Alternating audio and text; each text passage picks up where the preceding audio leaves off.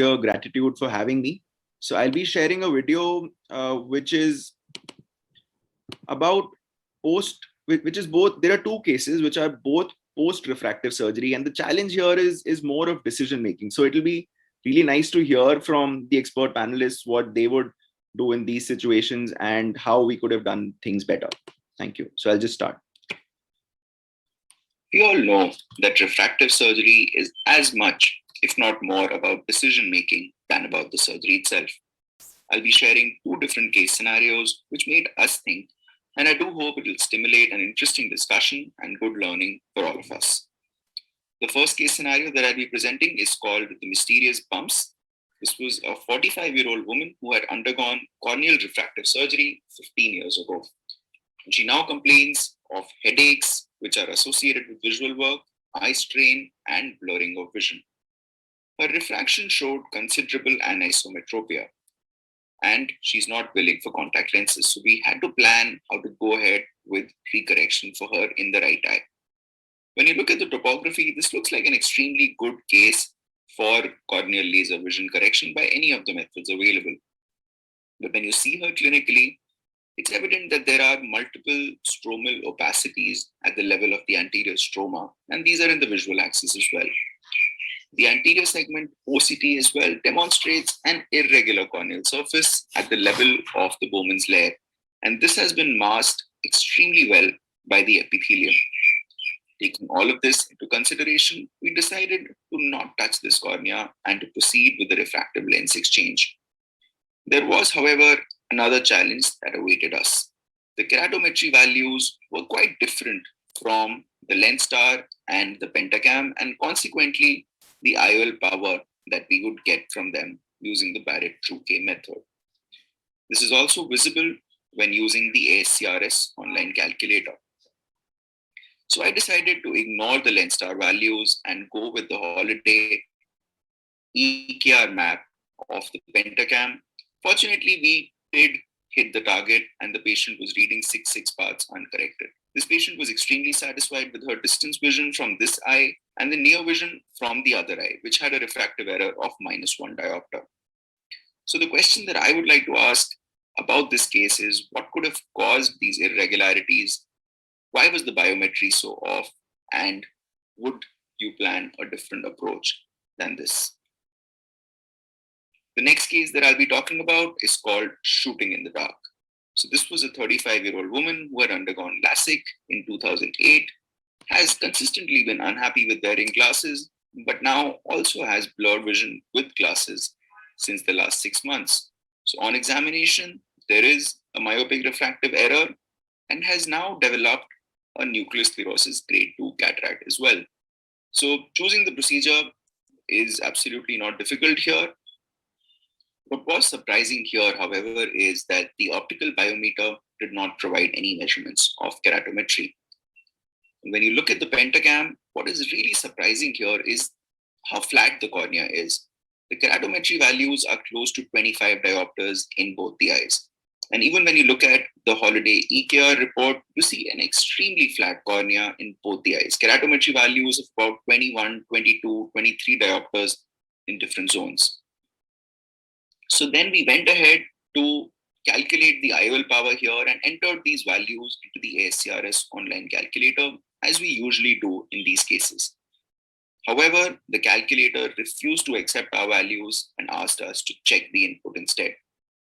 We then realized that the lowest acceptable keratometry values for the ASCRS online calculator is 31 diopters. So we decided to calculate the IOL power with that value, and what we got was about 16.5 diopters. Now we have a difficult situation here where we know that the cornea is much flatter than we've actually entered into the calculator. So the IOL power has to be higher than what we've got. So we decided to go with an IOL power of 21 diopters in the right eye. With that, we fell a little short and had a hyperopia of 1.5 diopters post-operatively. In the left eye, we decided to go for 23 diopters, almost hit the target, but still fell a little short and had a hyperopia of 0.5 diopters. So I would like to ask the panelists, is there a more accurate way to do this, and what could have been done differently here to get better outcomes? Thank you. Thank you.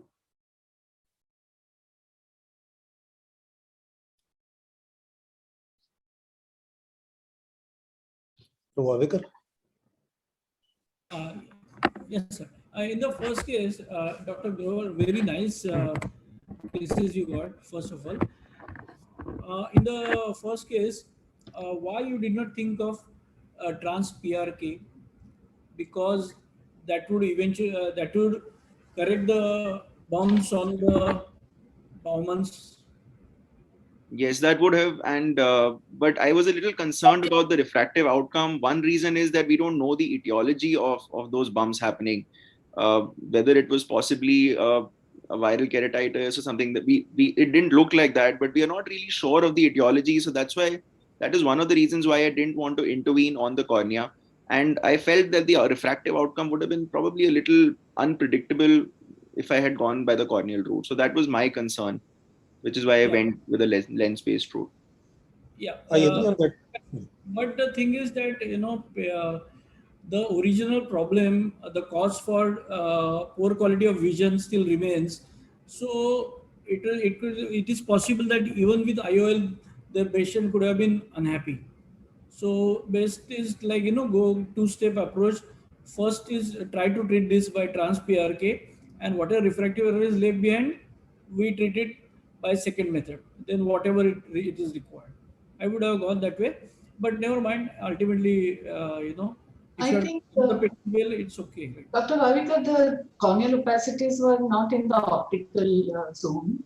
So it was little away, not in the pupillary zone. So I think I would go with what Dr. Tushar No, did. here in the pupillary zone, he said.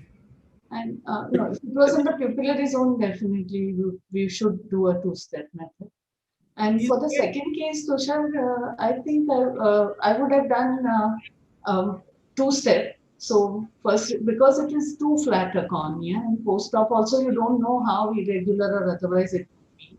Also, the zone taken is quite small. It's not even centered. The original refractive error correction must have been done for a very high myopia. With older lasers, which sometimes didn't give you such good centration, sometimes because of a little regression, you get flattening occurring little on the side. So I would have just removed the lens and done a refraction post-operatively and recalculate and then put the IOL. Probably that would give you an alternative to what you did. You did a good job by calculating and adjusting, but if the patient is too demanding or if you feel that you cannot really afford to be off, then I think the two-step method would work better. Yeah, ma'am. In this, there was always the fear that we could be grossly wrong with what we are planning. Though we had calculations in mind, we did adjust for what we got. We had a much flatter. We had about a 4-5 diopters flatter cornea, so we went with about a 5 diopters higher IOL power. We had these calculations in mind, but there was a lot of uncertainty, and we could have been way more off possibly because these are unpredictable corneas. So yeah, that fear was always there in our minds. Tushar, it was looking more of a adenovirus spots there. Have you tried some or waited for some time or? So, but I felt they were too dense. I mean, they were much larger opacities than you would typically get with adenoviral. It didn't typically look like that, but I mean, I can't be sure. Okay, in second case, what I do a topography when you find in the LASIK in the RK patients is this thing. And I move my cursor on the topograph. Because you got the minimum K, that's not the exact minimum K. So we want to have the minimum K. You move your cursor and you'll see your reading is much lower, but your topography is showing as such in readings. So you have to move, keep on moving, and where you get the lowest K reading, that is the minimum K. And that you can use, I think that's very quite close to your things. I don't use any formulas, any calculator, but I am most of the time I'm very, very close to my target. Okay. So that's one of the trick. Only thing you have to do it yourself. You have to move your cursor and look for the minimum K. Okay. I just wanted to ask Dr. Tushar. Yeah. In the first case, you said that you use Holiday 2. No, we use the Holiday EKR display report, which basically gives you the equivalent keratometry in different zones of the cornea. So, and then Okay. we took the equivalent keratometry reading at the 4.5 millimeter zone, which is conventionally used for these post-LASIK formulas, and we use that in the ACRS online calculator. And No, I then we think compared the various formulas that came with that, including the Barrett-Ruque, and took the average there.